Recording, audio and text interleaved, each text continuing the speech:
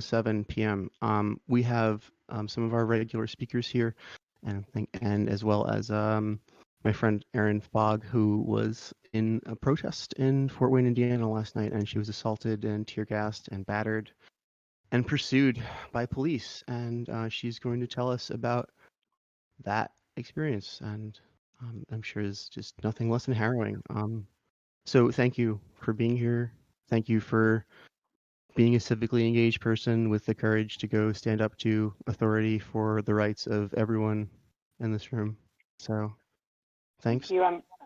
I'm especially glad to be here today because there were quite a few moments last night where I really wasn't sure.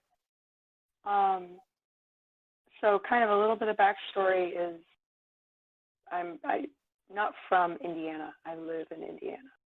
And I'm running for a county council at large. The county has about 350,000 people. We have a county budget of $112 million. 70% of that goes to the sheriff's department and incarceration. So I ran for the office. I started in February, specifically to push a prison abolition platform, to defund the sheriff, which is kind of the only, like, we can't touch Fort Wayne City. We can control the sheriff in the county jail. So I've been on this prison abolition tip for a minute. So the protests, like, I don't know, everyone kind of sensed it wasn't going to be easy. It wasn't going to be fun. It was probably going to be a long night. It's a Friday. Most of us have been quarantined and good about it for months. It was the first time I saw people in 3 months. And the first time I saw people in 3 months, I was breathing all over every one of them. It was awful. And the weather was nice. And, you know, so we don't usually have very good protest turnouts. I've run a couple, abortion, anti-war. You know, you can get 20 people and you're satisfied. Like, that's a really good turnout. There's a very low threshold for any sort of radicalization. Running as an open socialist is super fun because they'll call any Democrat a commie, so might as well lean into it. So I get to the protest at about 6. It had been going on for about an hour. There were hundreds of people there. There were hundreds and hundreds of people there, young and old and black and brown and white, and it was beautiful. It was the most beautiful thing I've seen in my life. And everyone was together, walking. It was so peaceful. It's a 3-lane wide, one-way street. And the county courthouse it's like the town square. It's kind of, we call it the green. And it's surrounded by wide one-way streets. And we traditionally protest at the courthouse. We'll take to the street sometimes, do a couple of laps, it's fine. We wanted to walk to the Martin Luther King Bridge from the courthouse. And it was necessary to do it in the street and block off traffic. And there weren't any cops. So at that time, I couldn't find any of my people because at that time we were all masked up. It was busy and everyone was just kind of naturally find your role in a group like that. The communication, you do it silently when a group is working with a single purpose. And at that time, I was watching traffic and keeping the cars off of the marchers because there weren't any cops. We just had to rely on traffic lights and brute force to be successful and to be safe. I got hit by 2 cars and a motorcycle. I wasn't hit, but they deliberately made contact with my body with their vehicles because they wanted to move their cars through protesters. The slightest amount of inconvenience for so many of these people made them rage. Like, it was so scary. And it was so beautiful then, you know what I mean? Because we were working together to keep ourselves safe from people who would do us harm. There were 2 semis that were like stuck in traffic, a UPS one, and of course, we love the UPS, it's the only good government, and some big yellow semi, and some teenage kids like climbed up on it. there were some white anarchists who were doing sweet skateboard tricks underneath the semis. I'm sure people saw feeds of it. It was cool. It was dumb as hell, but it was cool. And then a group of like young black kids were sitting on the yellow semi. The driver of the semi gave them explicit permission to do it. He was totally cool with it. There was a dude on one of the other streets that was stopped, like the cross street, sitting on his car smoking a joint. We were having a good time. We were working together to get the semis out. We were letting cars out who, like families, people who really needed to go somewhere. Because by then, we'd been there long enough that they had to have known. There were only a few people who were legitimately stuck. There were many people making multiple laps. There's a feed somewhere out there where I'm chewing out a guy in a Beamer and in 15 minutes yell at him that we just had this conversation. Because he was creeping on protesters. They were revving engines on them. So we're trying to keep these cars off, moving cars and letting people through. Like we were policing ourselves. We were policing the city. And we were being successful. And the police came out in riot gear. They all came out really fast, out of nowhere, and they didn't say a word. They didn't tell us anything. There was no loudspeaker. There was no warning. There was no order given. And they just started macing people. They maced children who were just there. Because it's a nice part of town. People like to be there. It should be safe for you to be there with your family. And we were making it safe for people to be there with their family. And they came out and they just started. So at that point, we're talking about a territory that is 1 city block long plus 2 intersections. At that time, we were all fully in the intersection. The cops were on the far end of it on that crosswalk. They sprayed and they lined up. They got their batons out and they started marching on us. They would take a step, move, step, move, move. And I was on the front line for a lot of it because there were a lot of black people there. And cops anyway. And there were a lot of white people who put their bodies consistently between the police.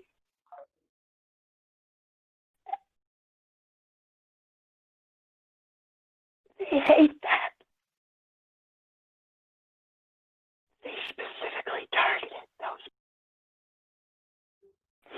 So we're at the top of the intersection. Cops are lined up. Batons are out. They're marching on us. We're standing just far away. And not like we played the I'm not touching you game for about maybe a fifth of the block. Like slow little steps. Like we weren't touching them. We didn't want them to touch us. We weren't resisting, but we needed to be in that street. So about a third of the way down, they kind of stop. They're moving around in the background. And at that point, we were on our knees with our hands up. They're asking them to arrest us. They're not hurt anybody, but if we were breaking the law so bad, just arrest us already. And that's when they started shooting tear gas canisters at us. They shot them at our bodies. They were aiming for our bodies over us. This is about 6:30 when they started gassing us, and they did it until I left at 11, and they gassed us the whole time.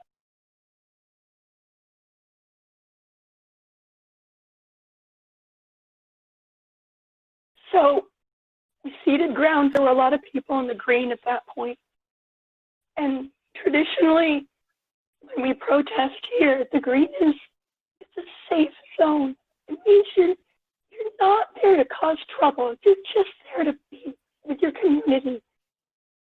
Like, and they started firing on the people at the green. And they were firing on the people in the street.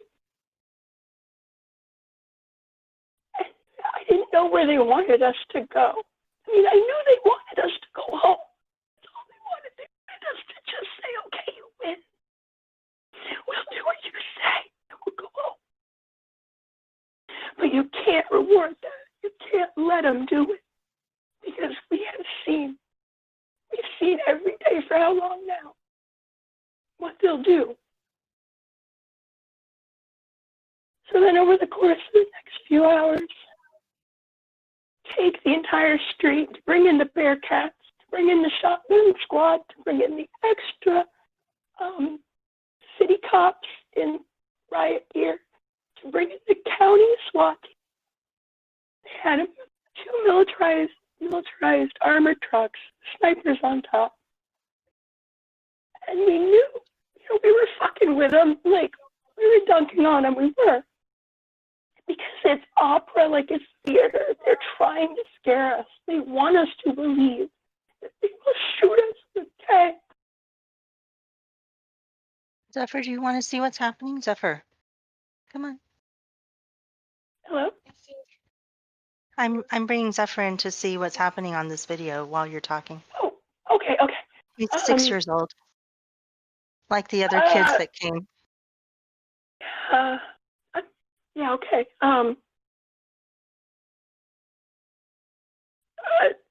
It took probably, I don't know, an hour or so maybe for them to claim the whole block in front of the green. On the corner, there's this, bougie little artisan farm to whatever, the Hoppy Gnome.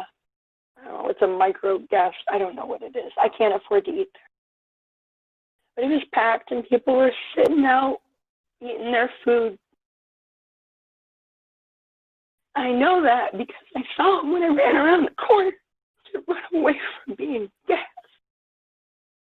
And they're sitting there going, oh, what's all this fuss about? Because they can't see around the corner. They can't see a line of cops in riot gear storming toward us. They can't see the street filling the street. And then they just kept gassing us. And the people in the restaurant were trapped. And they just kept watching us.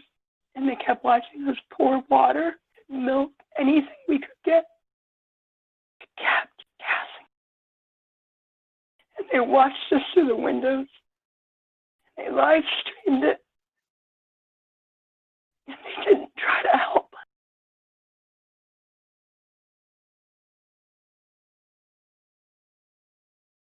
So at this point, the cops have pretty well gotten most of us to both intersections. We really couldn't tell what was going on at the other end of the block. There was so much smoke. Some of the protesters had rainbow smoke bombs, and that was cool for like a couple of minutes until they started firing gas cartridges. Set them off. They got a girl, she's so young, like 19. And she fell and they kept firing on her.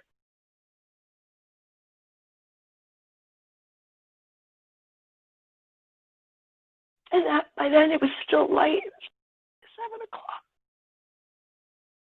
And they had already filled the town with this poison. Oh. And nobody had even thrown a bottle yet. The bottles, they started throwing them. They did. Of course.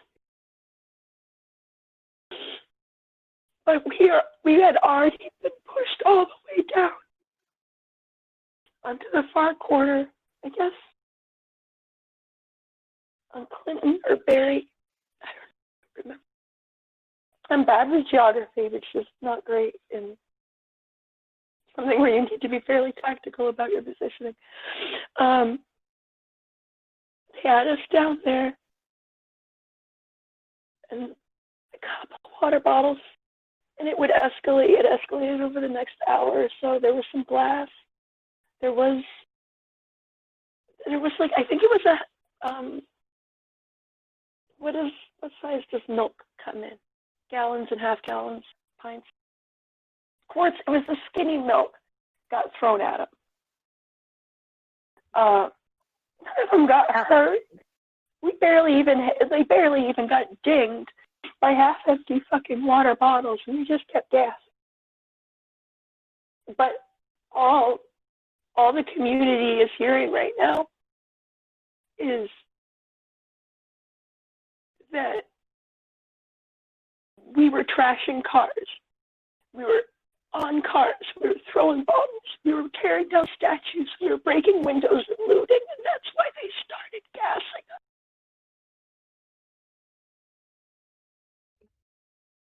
It's simply not true.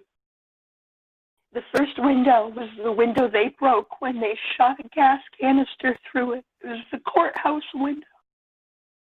By then it was dark.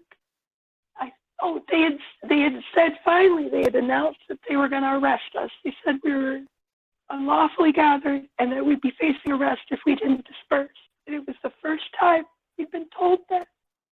We'd offered ourselves to be arrested over and over. We kept begging them. We kept going on our knees in the street, begging them to arrest us. It just got fired. So by 8, it was supposed to be over by then. Didn't you finish your protest? Go home. They said they'd start arresting us, and then they started driving us away from the courthouse. And this is the part I don't understand. Because one of two things happened last night. Either the militarized police force of the city of 275,000 people was so clueless, had no plan, had no strategy, that they thought the best thing to get this thing over with was to disperse us into the city. It was to force us deeper into the city and to scatter. They're either so grossly incompetent that they thought that was a good idea, or they did it on purpose because they wanted a riot. Because how you get a riot is by forcing people to scatter and go deeper. You take away any rule of law. Why wouldn't some angry teenage kid smash a window and you just sent us running for our lives in the city we live in? We had to run through the streets. We had to run through alleys. We had to hide in parking garages so they wouldn't hit our bodies with fiery gas canisters they were aiming at us. We ran and we hid, but on every corner there were different cops. On every corner there was a different agitator. People were still driving around. It was a big party to a lot of people. But we weren't any of those people. There were teenagers who smashed windows. I saw a bunch of them. They just walked by. What they did, this is what they did. Fuck 12. Bam. Walk. Fuck 12. Bam. Because you know what? Fuck 12. Fuck 12. They attacked our city because we asked them to stop killing black people. When you ask the police to stop killing black people, their answer will be no, and we'll take you out too while we're at it. I've never experienced a protest. I've been in the streets so many times. When Trump was elected, we went to Indianapolis and took this whole fucking city for a couple hours. Cops let us take the whole thing. We just wandered around. It was great. But this wasn't a protest. Like, it was a trap. No matter what we would have done, we could have been perfect and they would have come out like they did. And we have to figure out right now, all of us together, where we live. We have to figure out how to make them stop. And we have to get serious about taking care of each other. Because it's better. We have to make socialism if they're choosing barter. And too many of our neighbors are willing to let them do. My battery is dying in my headset. Can I go off for a minute? Can that be the info right now? And I'll take some questions. Yeah, of course. Thank you. You can take all the time you need. No, I just need to switch. My headphones are dying. Sure. If anyone has anything to say, please. I feel like I need to apologize for being traumatized by what was a very traumatic experience. No, I just wanted to thank you so much for sharing, and thank you so much for being there. No, thank you. I wish we didn't have to. I wish none of us had to do any of this. It seems such a small thing to ask of our government to not kill us. And I was without a mask for most of it because I had an N95. I have a fairly severe genetic tissue disorder. I really should not get COVID. It won't be good if I get it. But I'd gotten gassed enough that my mask was soaking wet, and you actually can't breathe through a wet N95. So all of the bravest, loudest black and brown and white people in my city turned out for justice during a killer respiratory virus. And they spent hours gassing us. What is it better? Is it better if it's incompetence or if it's deliberate? I think one of the things that's been really weighing on me for years now, I'm sure a lot of people, is that we keep giving the police the same weapons over and over. We give them lethal weapons. We give them training to do these things. We give them the riot gear. We bought all of these things for them. And I don't want to buy these things for them anymore. We paid so much Fort Wayne taxpayers. I can't imagine what the bill was. I feel like they have too many of these. They're treating them like toys, and using them against ourselves. They were so excited to get to play with their toys because they got to shoot people. They were taking turns shooting people, and they were so excited.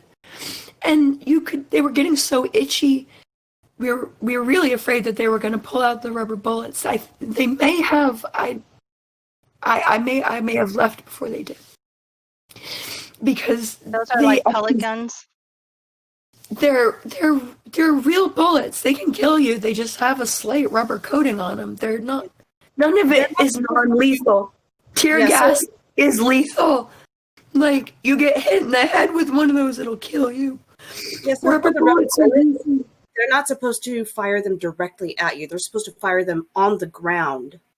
And they're not supposed to shoot C4 directly at you either. But they did it. They were supposed to is the problem. They were supposed to come out with these things that we bought for them, and we trained them to do this. And we have to stop it. Why would we let them? Why would they bring out a militarized vehicle with a sniper on top if we didn't have it in the first place? Of course they're going to bring it out. I think we have to admit that we as a society have allowed this to happen because we are allowing the police force to train them to do these things. And if they didn't get any training, what the hell are they doing on the streets? They need to, They don't get nearly enough training. Seriously. I think and their training doesn't say let's behave in a way that is responsible and that doesn't require us to use any of these weapons ever. Never have to use them.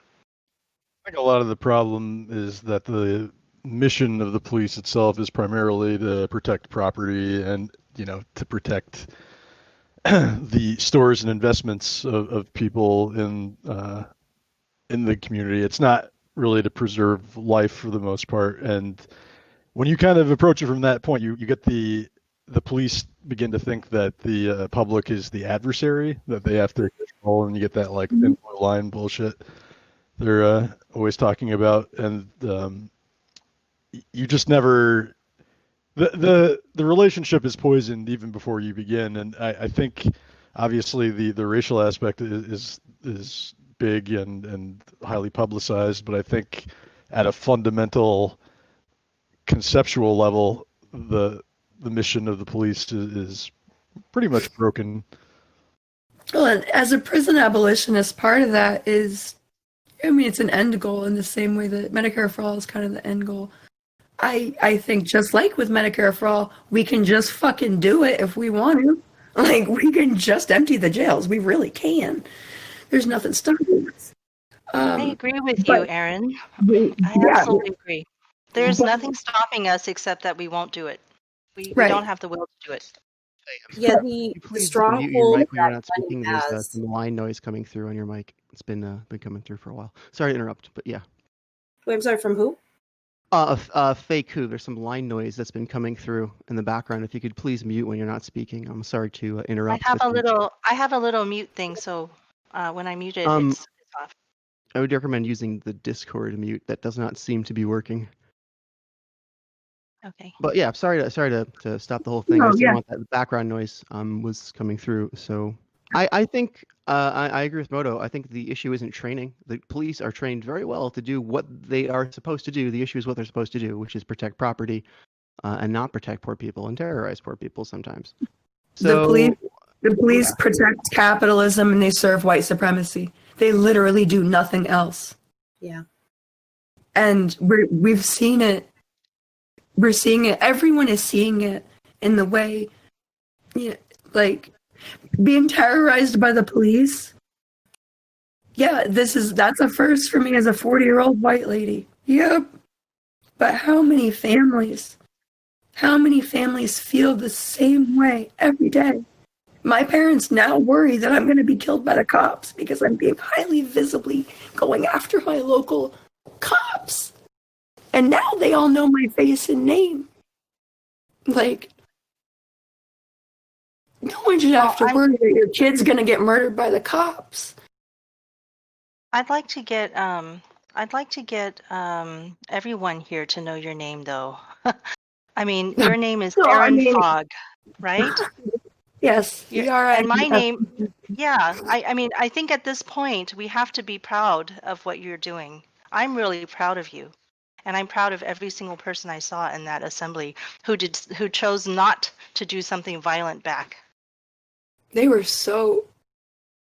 I've never seen such bravery or such cowardice. I mean, like this whole thing, everyone, we live in a simulation, and COVID has made everything feel just so especially surreal. But I don't know if we can handle this level of dialectics on a daily basis. Like, the contradictions are too big. The first thing I asked you today when we were about to meet was whether you had a chance to like shower and wash and get a rest before you came on the show. And your response? Oh, I'm a mess. I showered. Pro tip about tear gas. Cold water. I was so excited to get in the shower. It was like at 3 a.m. because, I left. The only reason I left the protest is because the cop's body slammed my medic buddy and framed him for throwing the milk jug earlier. He didn't fucking do it. But he's a loud, obnoxious, vocal, protester. He knows what he's doing. And they fucking railroaded him. That was 10:30. That's when I left because I wanted to try to make sure he was safe and got bail and shit. I didn't find out that he was even booked until 8 this morning because they were booking people late. And he's being held without bond until Monday. But they threw him, and that's what I mean when they were white people putting themselves in between cops and black bodies really makes the cops mad because the white people who did that are the ones they targeted. They had to get blood that night. I want to say tonight because I haven't slept. I did shower. I've been eating. They were out for blood, and they knew they couldn't beat up a black guy.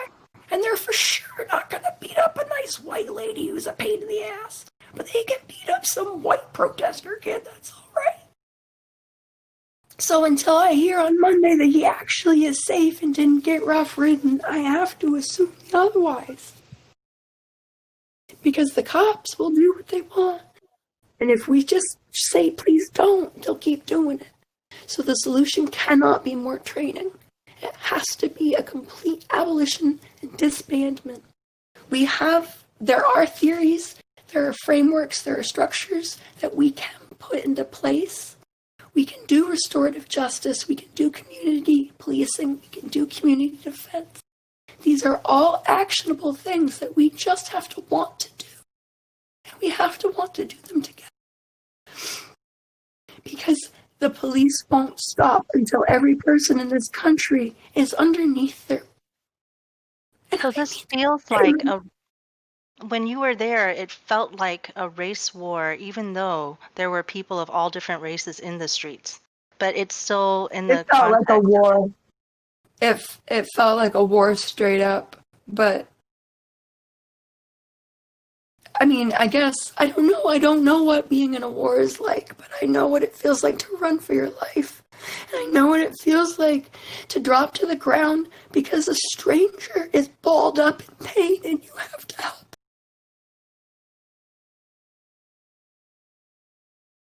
And at least last night.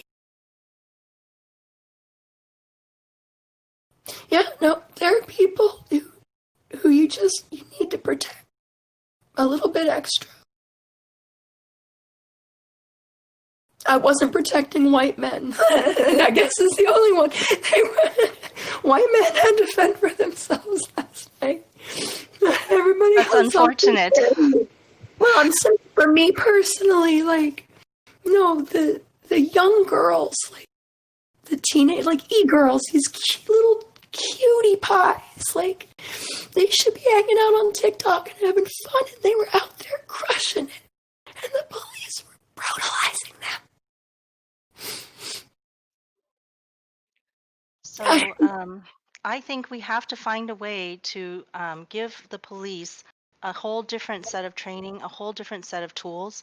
My thing is, I'm for the taco truck revolution. I think the police people should be sending out the taco truck. We'll start protesting. Have you thought about what other tools we could give them? Because I hear a lot of complaints, but I don't hear the solutions, and I want to find solutions. Too much power already. They're given too much power already. We need to stop letting them lay the groundwork. Stop letting them lay the rules, because it's already a power imbalance, and they need to know that they are not in charge. The communities are in charge. The people in the community are in charge, and they have to report to us. Like, they do not try to, like, pound us into submission. Like, that's, yeah. And that's rules. They need restrictions. Well, they need to not exist, because Yeah, that's also an option I could get behind. They straight up need to not exist. The challenge. I had a thought on that when I lost it immediately. Okay, so the question is, what other tools we could give the police people? Okay, supposing we still have police, but instead of giving them riot gear and tear gas and so forth to deal with these situations, what if we gave them taco trucks and a squadron of cheerleaders and a phalanx of pencil pushers that show up to the place and take everybody's complaints, and push it back up to the correct people who could do something about it? I mean, wouldn't that have been something to see instead of seeing a bunch of people in riot gear ready to attack you? Okay, so I'm 100% on board with that. But what we do with every corrections officer, what we do with every police officer right now, they do not get to do their jobs anymore. They do not get to work with people anymore. The only job they are suitable for, hand to God, the only job retraining program I will support is training them to be social media content moderators. Because I'm not joking. They can tell if someone is influenced and they like it. They enjoy watching people hurting. Content moderating hurts actual workers. We can't robotize it. Actual people are sitting in call centers watching the worst things in the world happen on Facebook, and it's giving them crazy PTSD. So that retraining, what we will do is we will take cops and corrections officers who are so corrupt, have such a fake job that the IWW won't allow them in membership. Because prison work is not real work. Police work is not real work. Keeping people in cages is not a job. So that's what they get to do. They can get their kicks off looking at people hurting on the internet, so healthy people don't have to subject themselves to it. And then we'll start the taco truck revolution with regular people who don't like seeing people bleed. Because that is what the police have become. We've let them do it. We've taught them to like killing us. They're not going to stop. This is a really interesting proposition. We had like conflict mediators who were empowered to come in and talk to people specifically, that was their job, instead of coming in to arrest people. If your job was if you were a counselor who was trained to come in there and de-escalate the situation, that would be a much more useful service to our communities, I think. Absolutely. I mean, even like a European model would be a step in the right direction. Not that they're ideal, but I think like if you look at the fatality rates, even if you just look at like white men, the American police death rate is like several times greater than in a typical European country. We just our police fatality rate is off the charts. I think, and a lot of the times for them, they limit how armed the police are. Even that, don't make it easy for them to just pull out a gun and clock somebody. You gotta, you have to call in like SWAT, or like have a really good reason to call in the heavy guns, and not just because somebody made you a little nervous when you pulled them over for, going 10 miles over the speed limit. Well, and that's exactly it. Like, they get to hide behind this public facade of being a brave hero when they're so scared at the shadows that they'll accidentally shoot their own dicks off. Like, they're really bad at their jobs. And it's not because of training, it's because we let them be. Like, well, but their dads were asshole cops to start with. We're giving them the wrong, wrong mission. The mission that we send them to do is to clear the streets. But the mission that we have to have these people go out to do, and if it's not the police, it could be some other group, but we don't have this group.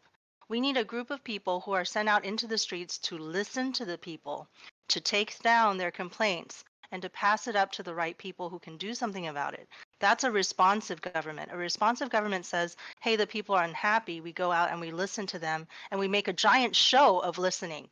Right? We don't just listen like, oh, we're kind of listening by watching YouTube. And, we listen by actually getting people who write down everything and put it back to the legislator, to, a bureaucrat, or whoever it is that it's responsible for making these changes. Talk to the police chief. Okay, is this problem something that needs to be addressed by the police chief? That's where we send it. Okay, but we don't know how. The people are protesting because we don't know how to move the government. We don't know who to talk to. We don't have the connections. We don't have their cell phone number. Oh, it doesn't matter. No, only riots will fix this. Every police station is a Bastille. Truly. And that's where they keep the people in the guns. We can, but we have to do it first. The riots have to happen because it took 3 days of straight rioting to even get the cop charged in the first place in Minneapolis. We had to riot for 3 days just to get bullshit, like, not even real. But how does it help to get them charged? The only thing that I see helping is the people's demands are met and the people's demands are heard. But what are the demands? We don't even know them. All we know is we don't want people to die, How about a basic I think income? that's kind of speaks to a larger issue with, I think everyone kind of has a tendency to project their own political agendas onto riots when riots are closer to like a natural, like, I don't want to say disaster, but a natural reaction. It's closer to like a flood or a tornado. I disagree very vehemently with that. Well, the reason I say that is there's not not a political program for these demands. There's not a channel. It's a lot of disparate anger and rage that's kind of formless. And I think the problem is none of us are in the position to capitalize on this and to put it into a good position, unfortunately. Yeah, we can give it a little bit of form right now. We're not going to do it all ourselves. Well, I mean, we can present, we can make an offer, essentially, is what we're doing. But these. So if I can speak in defense of riots slightly, my perspective is it's less about the goal and more about the extreme logical and rational nature of rioting. I'm not saying it's irrational. I'm saying that it's not necessarily in and of itself political in the as like an actual political motive organized force. So that doesn't mean there's a terrific piece. Counterpunch has a wonderful piece called "The Poor Person's Defense of Riots" that I've been spamming on people like crazy, because it talks about kind of exactly what you're talking about. That there's political action and there's direct action. Riots are direct action. The protest was political action right up until they started chasing us in the streets. And we had to start, that's when we found traffic cones. We were kicking things back the whole time. But when you have to start fighting on your own, that's when it's direct action.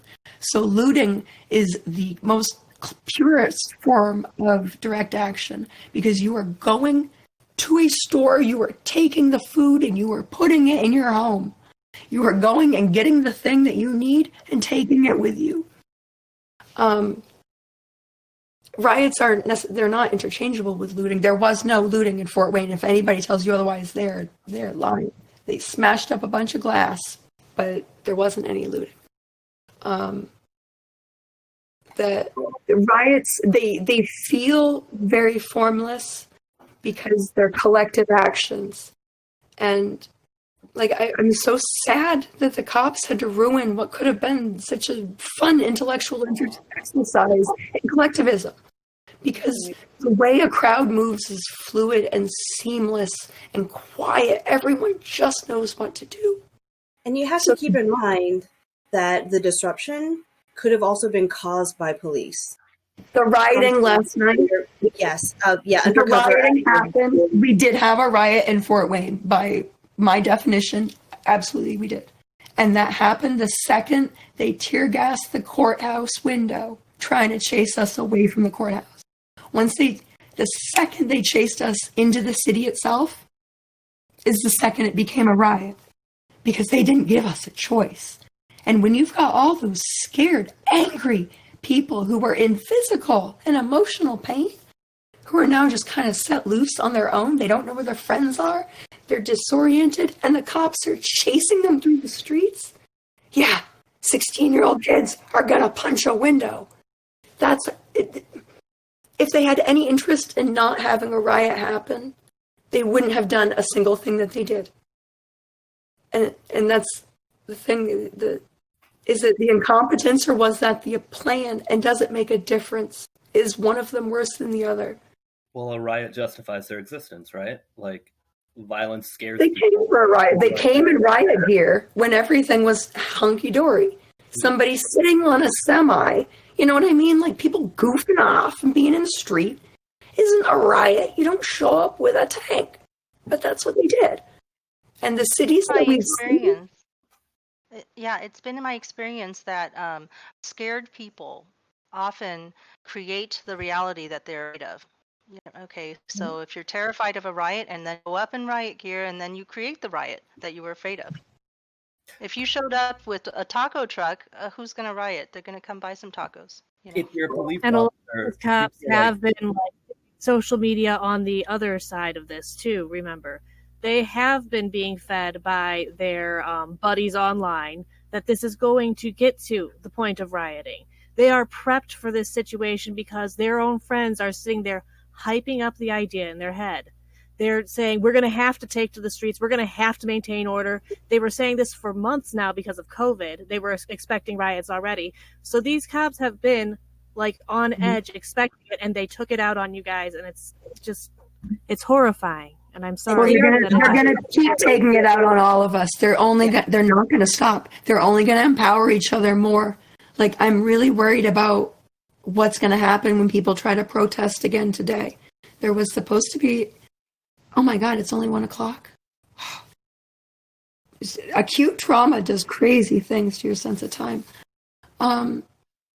They're supposed to meet at 2, and it was supposed to be a really mellow, peaceful, like the NAACP was actually leading this one today, but they for sure called off their end of it. And I'm just worried that at this point, everybody's ready for a riot. And I mean, the upside is that we don't have to wonder what revolutions feel like when they start. Like, we're here. The momentum is here. Everyone is saying there's going to be a riot. And that's when revolutions happen, because the way we think collectively, even when we're not geographically close, like the collective thinking with the historical pressures, wealth inequality has never been solved by anything but violence. Oppression has never been solved by anything but violence. What worries me, though, is again the fact that we don't have really any sort of political apparatus available to move in and fill the void. Because often what happens when you get a revolutionary violence is that the strongest force in the position moves in to fill the void. And I don't know who that's going to be in this case. It could be Trump with jackboots or it could be the Democrats could come back with like a law and order like Biden presidency, and you know, there's all kinds of ways this could play out and not in our favor. And I feel like Here's the only way. We all really dropped the fucking ball this year. Like, here's what we're gonna do. Here's what we're all gonna do. We're going to pretend like electoralism matters. We're going to pretend like we have an election in the fall. We're almost certainly not going to have an election in the fall. If we do, it'll be illegitimate. The president doesn't matter. We've had a brainless president. We don't need a president. We can ignore it. Congress doesn't do anything for us. Why are we listening to them? House of Representatives, what are they doing? None of them are doing anything for us. We don't have to pay attention to it. What we need to do right now is to channel the national momentum that it is time for socialism or barbarism. We have to make a choice, and then we implement that choice at home. We don't worry about who's leading the vanguard, because we're all leading the vanguard. It's the only way we will be able to do it.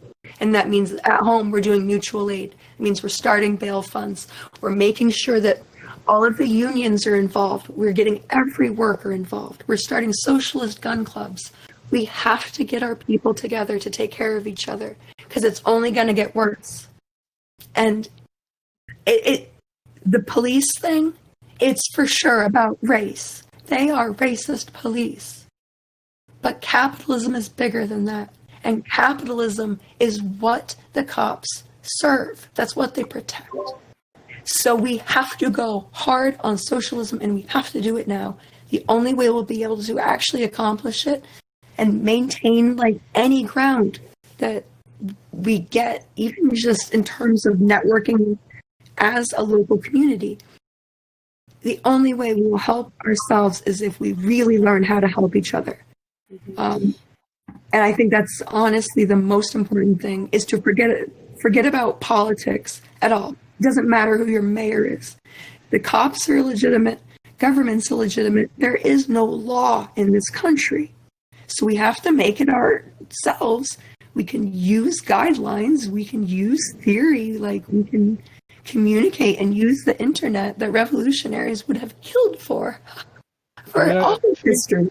But we have to do it locally. I'm a revolutionary, even though I hear you very well, Erin. And I hear that, this is not a government that feels legitimate right now to many, many people. But there are still a lot of people who are maybe silent majority type of people who do not feel that a revolution will help, because there's going to be a lot of people dying in a revolution.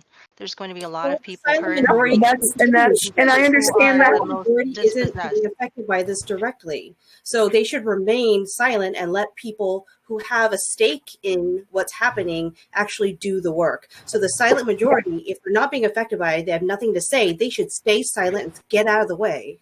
Well, I will if the push, if pushed to it, I don't think they will stay silent. I have a great compromise for everyone. A lot of us aren't socialists, we're not revolutionaries, but we do still live in this country. So the actions of people who are revolutionaries, they will affect us. They will impact us. Okay, so hear me out. Collateral damage is probably the most important word here. Okay, so hear me out. We're getting a revolution whether we want one or not. The cops are at war with us whether we fight back or not. They're not going to stop. So I'm not saying for me, the revolution, I'm not sending anyone to die. The revolution absolutely is building local communities that can take care of themselves. Where the silent majority, everybody can just kind of keep on doing their own thing, while in the background, we work really hard to build a really solid community so that people will see what we're doing and they'll say, you know what? Right now, we all have community gardens. Like, we've all dug up our front lawns. We just get to keep gardens now. And to just keep doing that all across the country, to live the changes that we want to see, so that we're not sending anybody to die, but we're recognizing that the system we have right now is killing us whether we consent to it or not. And that we have to come up with a system so that if this all goes sideways, because they could make it go sideways. Trump alone, he could accidentally nuke his own country. Like, if things go sideways, we have to be able to take care of each other. And that's what the revolution is. I think you're talking kind of about like... I'm concerned. The rioting portion.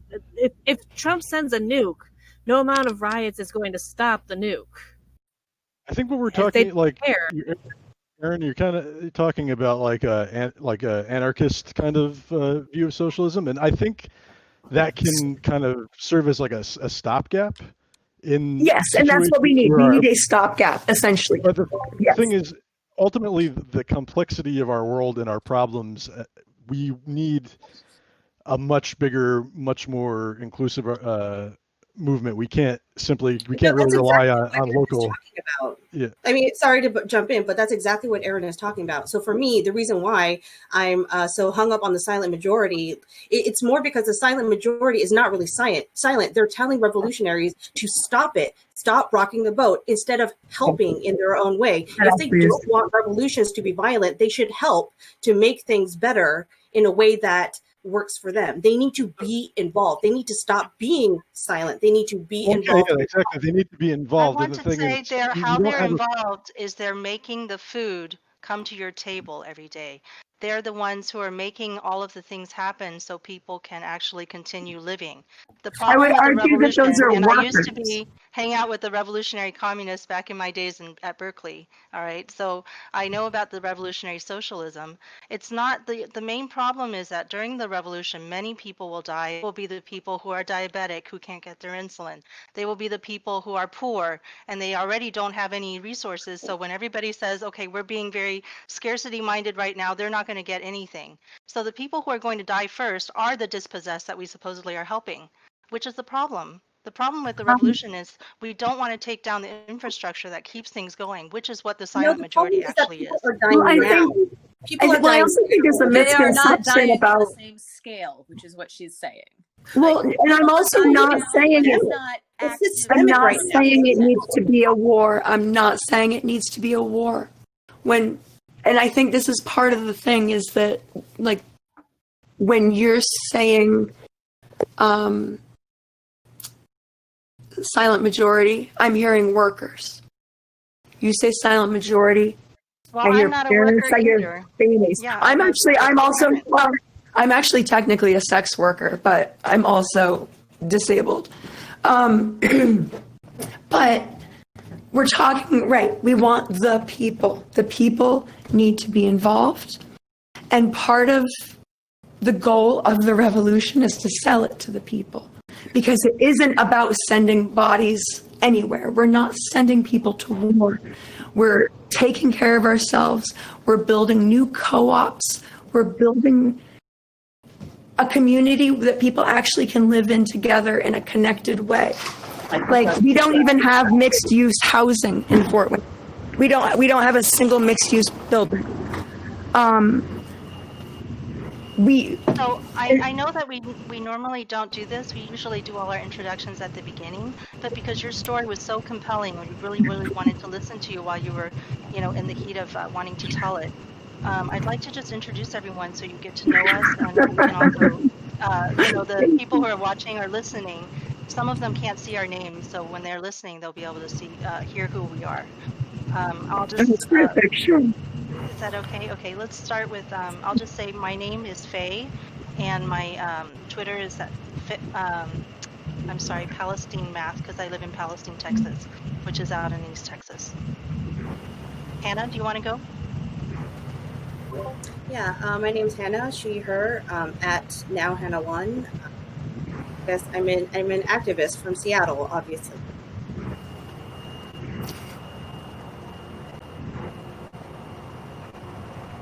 You're also on the David Kim campaign. You just might want to mention. Technically, I have left the David Kim campaign officially. I'm now working on hashtag Testify for UBI. Okay, I'm sorry, I did not know that, but thank you. Oh yeah, we haven't really made it public yet. Yeah. Shale, do you want to take over the moderation? Oh yeah, thank you, Faye, one of our two assistant producers. The other being Jeremy. There's some background noise. I'm the producer of the show, so I want to address this background noise. Where's that coming from? Oh, it's probably, I'm on the porch now. It's probably that's what it is. Okay. How do I press mute? There should be a software mute button somewhere. Are you on a laptop? Can I say thank you and goodbye? Yeah, you gotta go. I mean, well, you know what? Let's just say hello to you. So yeah, I'll just say goodbye to you. I'm Shale. You know who I am. I'm at SHAELRILEY on Twitter. We are old friends. So I'll go let Ben speak. Erin, will you be coming back if you take off now? I would come back if you would have me again. This was a delight. My voice is usually a lot more radio worthy. Yeah, I'd like you to come back as much as you like. We have 4 shows a weekend, and you're welcome anytime to be one of our regular speakers or just periodic speakers. Anytime, you're welcome. Yeah, we have another one at 3 o'clock. We have another one. Yeah. Particularly if you're available tomorrow, there was something I wanted to ask you that you touched on. You touched on socialist gun clubs. I wanted to talk about that more in depth with you, but can do that tomorrow because I am interested in how that presence might have affected protests. Yeah, you can message each other on Discord. You guys. I have a gun. I absolutely did not bring it. I would never. No, for the best. No. Then again, that said, I'm not going to another protest with a protest sign. Yes. They told us that was a bad idea. So wait, thank you all. Did this start an hour ago? Or it did. We were saying goodbye, and we want to just get through everybody before Erin has to go. She's been so good. She's so tired. And Erin, I want to say thank you so much for coming on. You are an inspiring leader, and I want to thank you from the bottom of my heart for everything you've said. And I want to thank you again for having the courage to stand up and put your body on the line and do what you did for everyone here last night. And thank you. And, well, thank you. Yeah, you're great. We're all allies, even if we are not agreeing on how to get this done. And it's great. Are you headed back? I think we'll get there. Yeah. What's that? Are you headed back in today? Oh no! They were. Well, and they were aiming at me. They were aiming at me specifically way too much for me to risk rubber bullets. They really. No, I've got a kind of bigger target on my forehead right now than I expected to have. But it's part of the game. You got to walk the walk. I'll talk to you guys later. Thank you very much. Okay, yeah, we'll talk to you later. have a good rest. Yeah.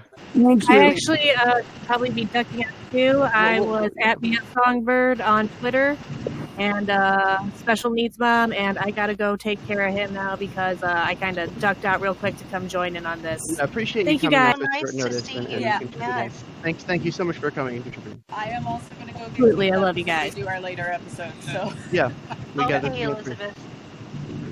Thank you. It's real All right, good let's. to see you here. Yeah. Well, we can say goodbye. Ben, do you want to just introduce yourself and say goodbye? Yeah, my name's Ben. Thanks so much for coming Well, hold on. on, Ben. Who are you? What do you do? Tell us something I interesting. live in Brooklyn, and I'm What campaign did you volunteer for? the Warren campaign, and I'm involved with a group in the fight that grew out of Rep that Your Block. in Brooklyn. Rep Your Block, right? Rep Your Block is a different effort. That's like Okay, a that's not the community election thing. I'm running for the tiniest little electoral position you could possibly have. What is that? That's I want to know my name. it's a Democratic Party membership group. So it's like the committee that runs the Every Democratic little Party bit in Brooklyn. matters. Yep. So we're gonna look. I mean, if you improve your rank within that organization, you improve your degree of agency and allyship. So I'm we glad got to infiltrate, man. So thanks, the man. plan. And I appreciate you coming. You do have a different perspective than most people here. And you're still, we're still on the same side here. So Ariel, Yeah, for being patient. no problem. I am at Ariels_Armada, so that's ARIELS_ARMADA. And I am a YouTuber. You can find me at youtube.com/revolutionary thinking. Thank you, Ariel. We'll see you again in a bit, I think. And Jeremy, are you here? I'm not sure if he's attending to. Okay, good. Yes. Hi, this is Jeremy. I am probably ideologically on the opposite end of the spectrum when it comes to this situation, but it was interesting to sit in on this conversation. Thanks to everybody for coming. If you want to find me on Twitter, I can be reached at Jeremy Sammons1, and that is JeremySammons and the number 1. Jeremy, it's great to have. We need multiple perspectives represented. So thank you for being candid, and we'll talk more about that soon. And yeah, that's the room. So wow, what a heavy episode. Yeah. Goodbye. Moto? Did we get Moto? Oh, I did skip Moto. I'm sorry. It's hard to. That's all right. Who are you? I'm Moto, Dale's roommate and socialist curmudgeon. Dungeon Master. Dungeon Master. He's actually one of my political gurus, and he's been a big political influence. That's the truth. I'm also the Dungeon Master. So someday I'll explain my politics in detail, but it's not today. I'm at Moto Motes on Twitter with underscore between the two words. Great, thank you. We have Dan Larson and a number of other guests coming to talk about how to inspire basic income support on the Republican side of the aisle and how to inspire Republicans to run for Congress on a basic income platform, if that can be done. Maybe it can. I mean, Dan's doing it, so. Yeah, thank you again for coming. It's just such a crazy, surreal time. Every day more surreal than the last. Take care of yourselves. Take care of everyone you can. And thank you for listening. Goodbye.